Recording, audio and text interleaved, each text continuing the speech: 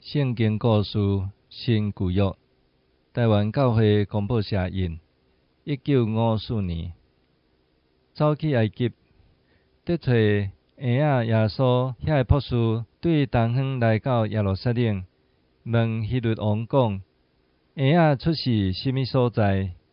王就找因去伯利恒，也请因倒转着对伊个王宫来。怎样希律王遐烦恼？爱详细查考耶稣出世伫甚物所在，伊也爱去拜伊嘛？嘿，无啦。希律得惊即个呾遮出世的婴仔，若是久久所伫仰望的弥赛亚，就是要做以色列的王爷。伊稳当有一日会带百姓来赶希律离开王位。博士离开希律的王宫了后，伫博士迷茫中受指点。毋通倒来找希律，因找到婴仔耶稣了后，就对别条路转去因本国。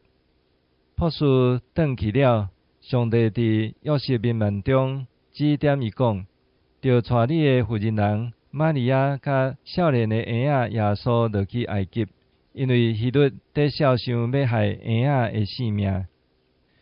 约瑟念边照所吩咐，一家三人离开伯利恒，走去埃及。希律知互博士失去，就大受气。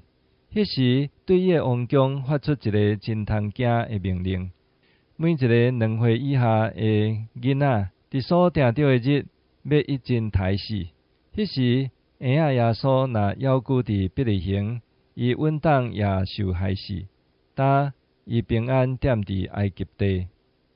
到即个残忍的王希律死了，耶稣甲伊的老母玛利亚甲约瑟，才倒转来巴勒斯坦，搁搬去拿撒勒，伫遐成做一个家庭。